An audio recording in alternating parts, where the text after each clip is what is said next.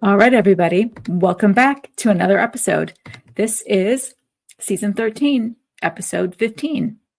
All right, so you guys know this is the second Wednesday of the month, and today is Wednesday, December 11th, 2024. My name is Sonal, Patel, and this is the Paint the Medical Picture podcast series.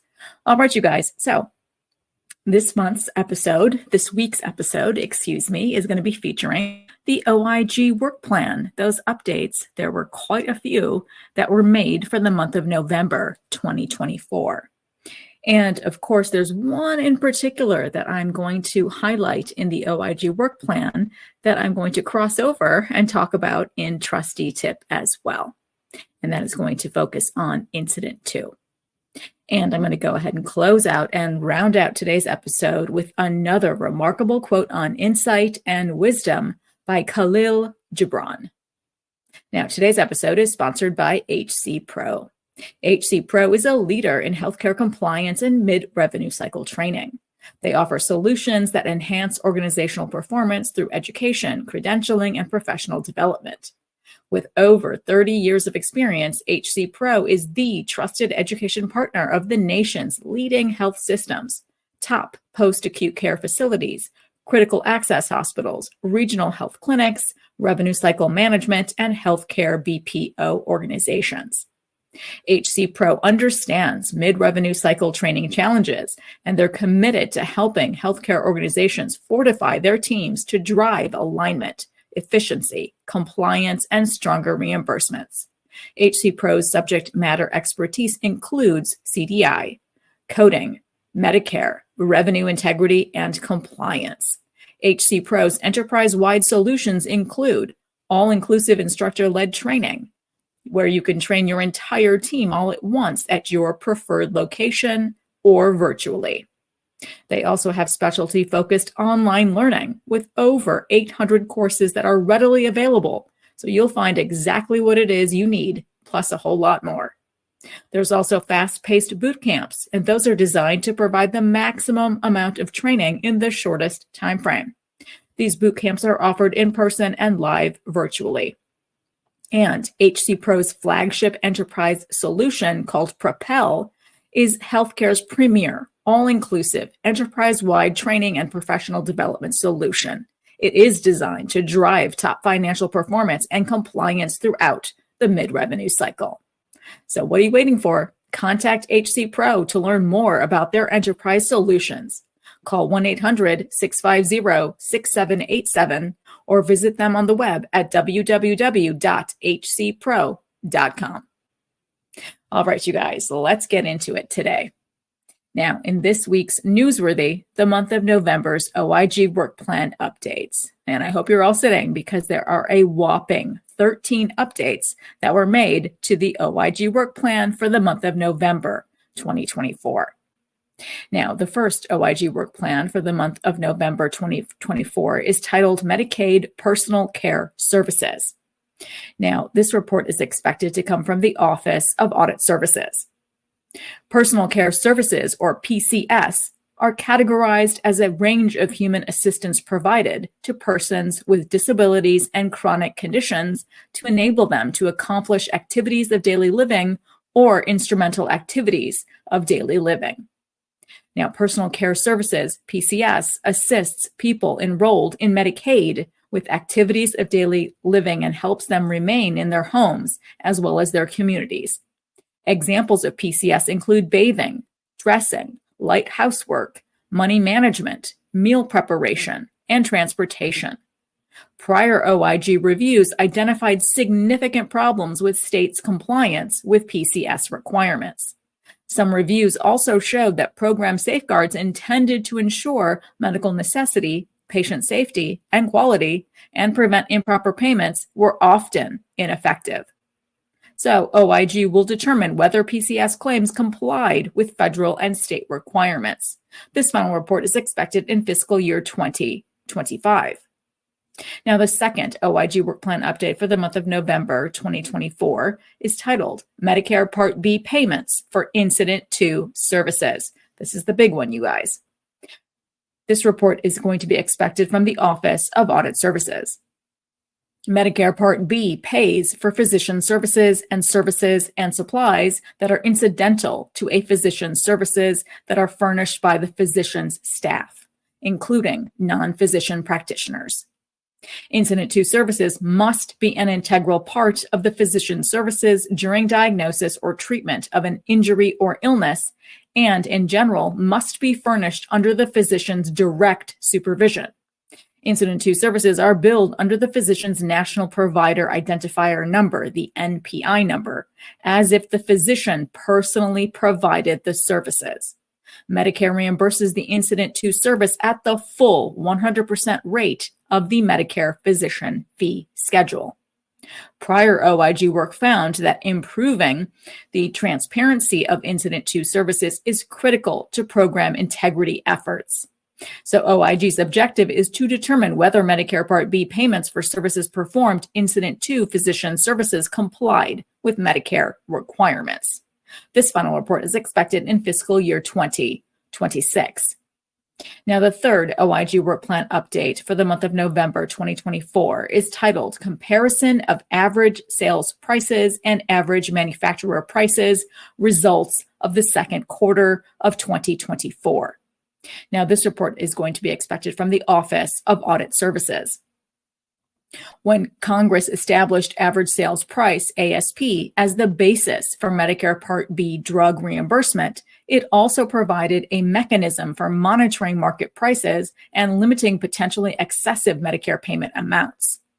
Now, under Section 1847A D1 through 3 of the Social Security Act mandates that OIG compare ASPs with average manufacturer prices, or AMPs, and widely available market prices, if there happen to be any available. If OIG finds that the ASP for a drug exceeds the AMP by 5% in the 2 previous quarters or 3 of the previous 4 quarters, the Secretary of Health and Human Services may substitute the reimbursement amount with a lower calculated rate. This quarterly memo summarizes the results of OIG's comparison analysis based on ASP and AMP data reported for the second quarter of 2024.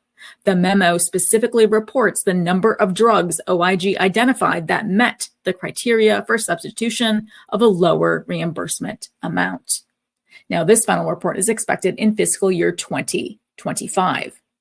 Now, the fourth OIG Work Plan update to the month of November 2024 is titled Comparison of Average Sales Prices and Average Manufacturer Prices, Results for the Third Quarter of 2024. Now, this report is expected from the Office of Evaluation and Inspections. This quarterly memo summarizes the results of OIG's comparison analysis based on ASP and AMP data reported for the third quarter of 2024. The memo specifically reports the number of drugs OIG identified that met the criteria for substitution of a lower reimbursement amount. Now, this final report is expected in fiscal year 2025. Now, the fifth OIG Work Plan update for the month of November 2024 is titled Comparison of Average Sales Prices and Average Manufacturer Prices, Results for the Fourth Quarter of 2024. Now, this report is also expected from the Office of Evaluation and Inspections. This quarterly memo summarizes the results of OIG's comparison analysis based on ASP and AMP data reported for the fourth quarter of 2024.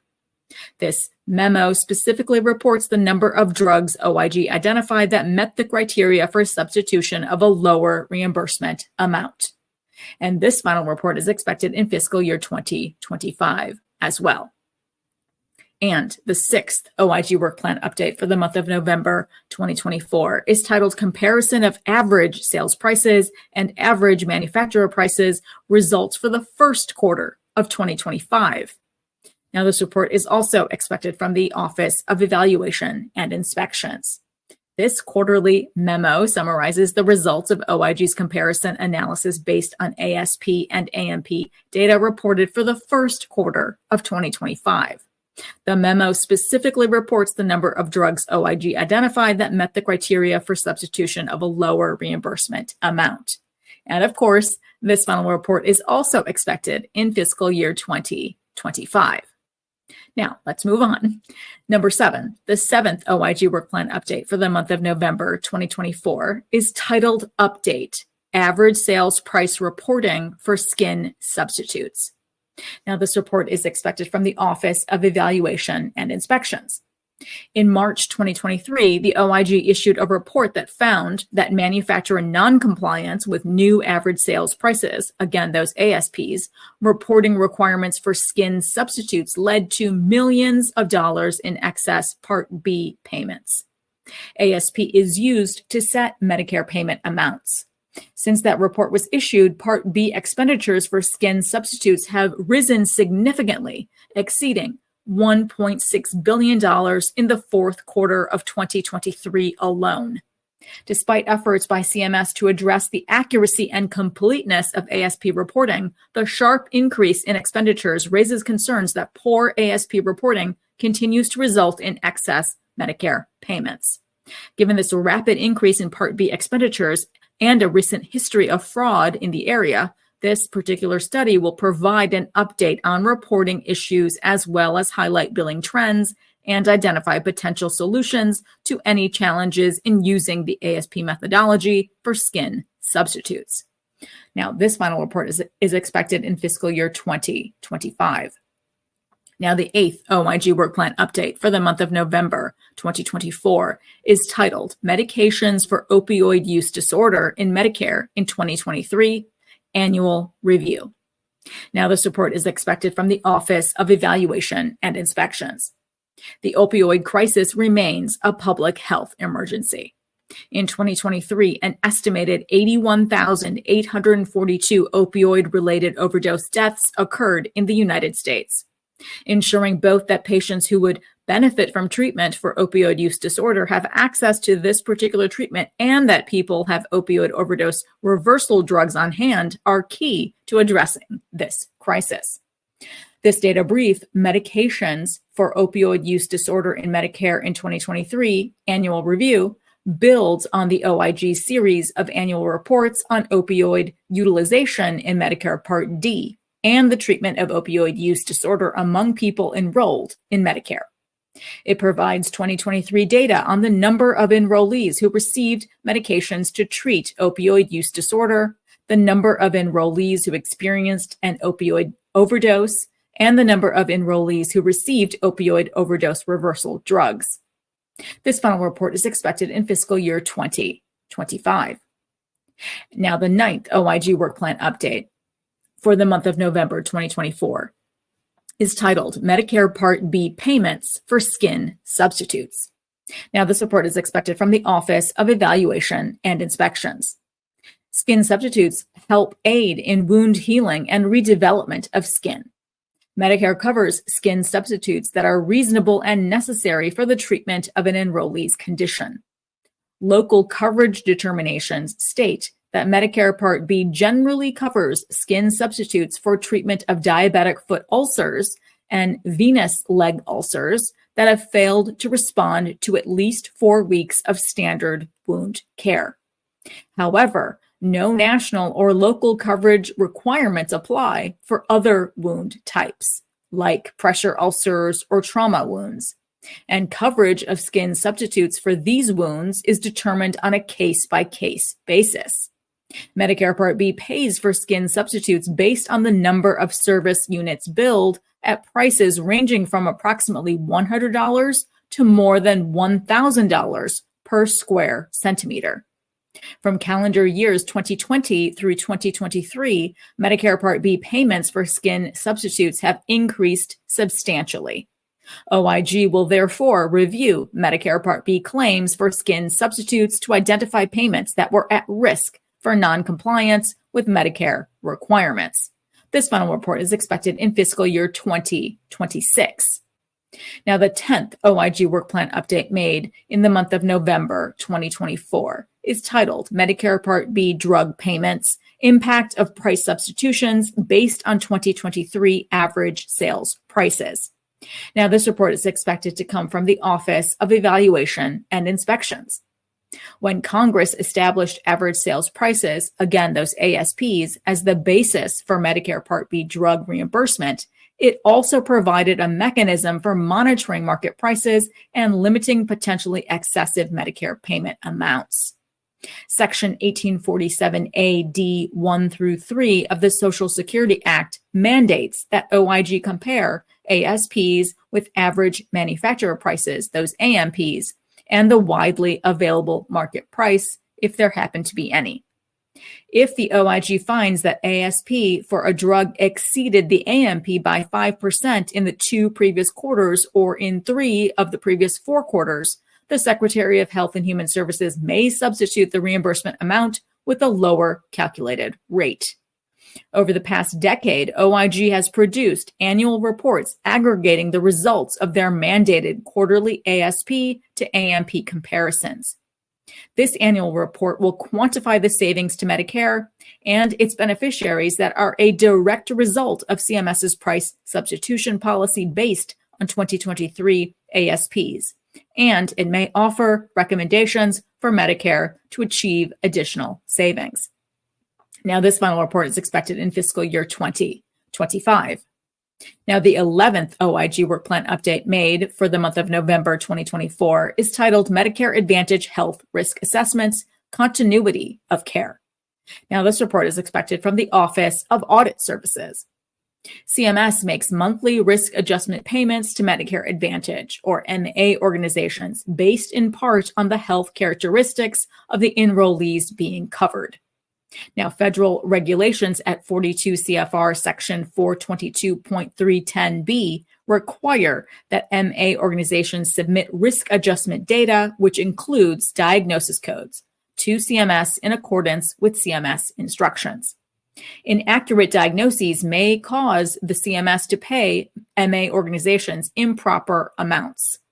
MA organizations use health risk assessments, or HRAs, to gather information, including diagnoses about enrollees.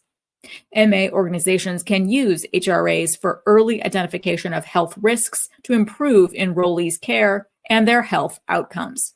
However, prior OIG work found that MA organizations may have inappropriately leveraged HRAs to maximize risk-adjusted payments. These audits focused on enrollees whose diagnoses reported first on HRAs mapped to hierarchical condition categories and resulted in increased risk-adjusted payments from CMS to MA organizations. OIG will determine whether MA organizations complied with federal requirements when, number one, submitting diagnoses reported on HRAs to CMS for use in CMS's risk-adjusted program, and number two, taking any needed steps to ensure continuity of care and integration of services for enrollees who had received HRAs. This final report is expected in fiscal year 2026. Now, the 12th OIG Work Plan update made for the month of November 2024 is titled Access to Hepatitis C Treatment in Medicaid. Now, this report is expected from the Office of Evaluation and Inspections. Hepatitis C is a liver disease caused by the highly infectious hepatitis C virus. If left untreated, hepatitis C can result in serious liver disease. In the past decade, direct-acting antiviral drugs that can cure hepatitis C within 12 weeks have revolutionized treatment. Despite their improved tolerability over previous treatments and recommended use by prominent medical associations, these hepatitis C drugs are underutilized and the virus continues to spread. In recent years, federal and state policymakers have attempted to improve access to hepatitis C treatment while simultaneously addressing its high cost. In Medicaid, which serves a high proportion of people with hepatitis C, some states have arranged alternative payment structures for hepatitis C drugs and removed related coverage restrictions. This particular study will examine the extent to which Medicaid enrollees diagnosed with chronic hepatitis C receive drug treatment in Medicaid and identify potential disparities in treatment rates. This final report is expected in fiscal year 2026. And finally, the 13th OIG Work Plan update made in the month of November 2024 is titled State Agencies' Compliance with Requirements for Children in Foster Care Placed in Qualified Residential Treatment Programs. Now, this report is coming from the Office of Audit Services. Title 4E of the Social Security Act established the Federal Foster Care Program, which provides funding to states for safe and stable out-of-home care for children who meet certain eligibility requirements. The Family First Prevention Services Act of 2018 created a new category of child care institutions called Qualified Residential Treatment Programs, designed to address the needs of children with serious emotional or behavioral disorders or disturbances. OIG plans to perform audits of selected states to determine compliance with federal and state requirements related to children in foster care who are eligible for assistance under Title 4E of the Social Security Act and resided in qualified residential treatment programs. Now, this final report is expected in fiscal year 2026. And now it's time for my best practice tips in Trusty Tip. So you heard all about it, right? This was a hefty OIG work plan month for the month of November, right? They had a whopping 13 work plan updates that they made. Now, there were quite a few, several hot button items in there that caught my eye for sure, including those skin substitutes. But I think I should be circling back to the Incident 2 billing that's in the spotlight once again here in 2024. Now, I know I've talked about Incident 2 billing in the past in earlier seasons of the podcast. It was probably on a Back to Basics episode that I featured. But regardless, in my opinion, it's clear that Incident 2 billing is still in the news. Incident 2 billing has been in the spotlight since way back in 2009. Can you believe it? Now, I found some really great information from the Medicare Administrative Contractor jurisdiction in the South Carolina, North Carolina region called Palmetto GBA. And I just wanted to highlight some of this information from their fact sheet. So I'll just be reading directly from their sheet. I think a lot of this information is incredibly useful. Quote, physicians may bill evaluation and management services when furnished by a non-physician practitioner incident to his or her professional service. The physician may bill the CPT code that describes the E&M service provided. Services provided by employees as Incident 2 are covered when they meet all the requirements for Incident 2 and are medically necessary for the individual's needs of the patient. And that's the catch-22, right? It's all of the fine nuances, right, have to be covered. So each and every point has to be checked off. You have to check all of those boxes to make sure the criteria are met for Incident 2. So let me continue. To be covered as Incident 2, the physician's service, the service must be, number 1, furnished by the physician or by auxiliary personnel under the physician's direct supervision. Number 2, they have to be commonly furnished in the physician's offices or clinics.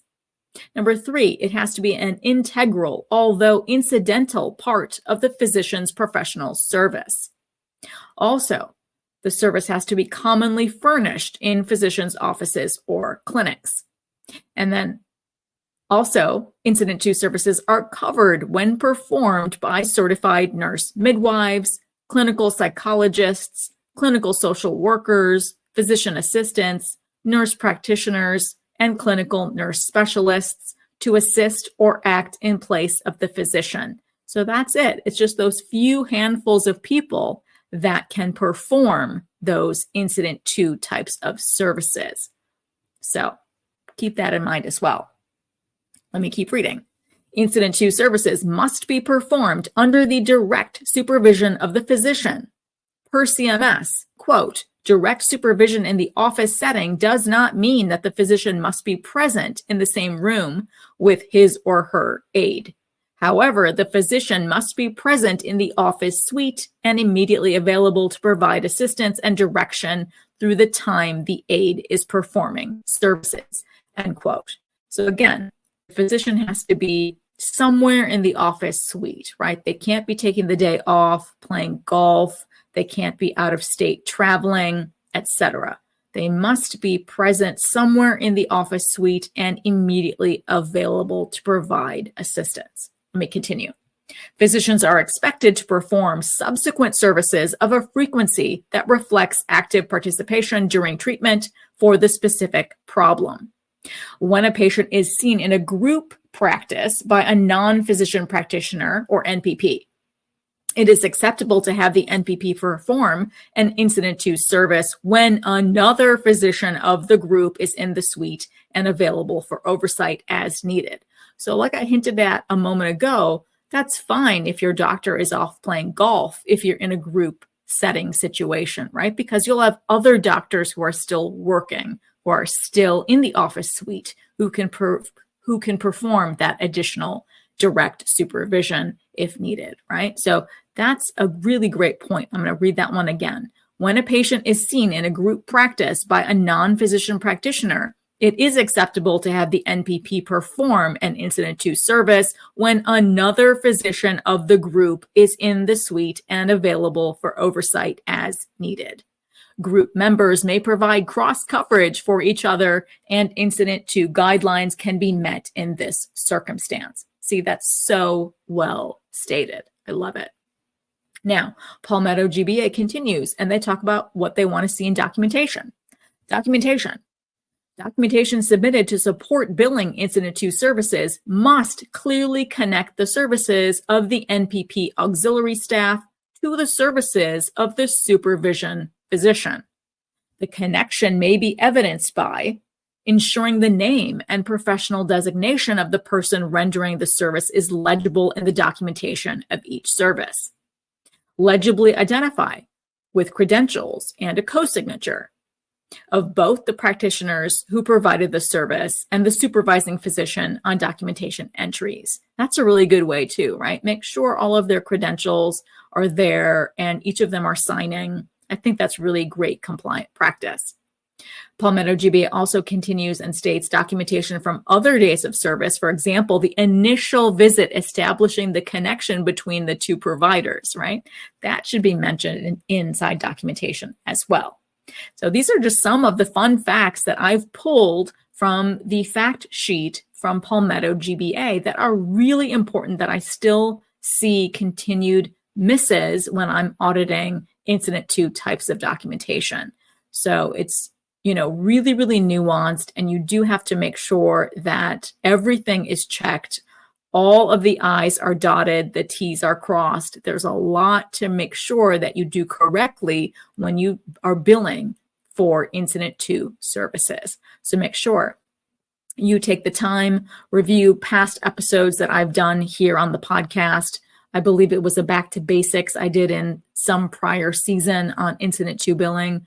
There are resources everywhere, but you really must research, do your due diligence to continue trying to bill for incident to services so you can appropriately capture the 100% reimbursement rate that you're trying to achieve, which is why you're continuing to try and do this type of incident to billing.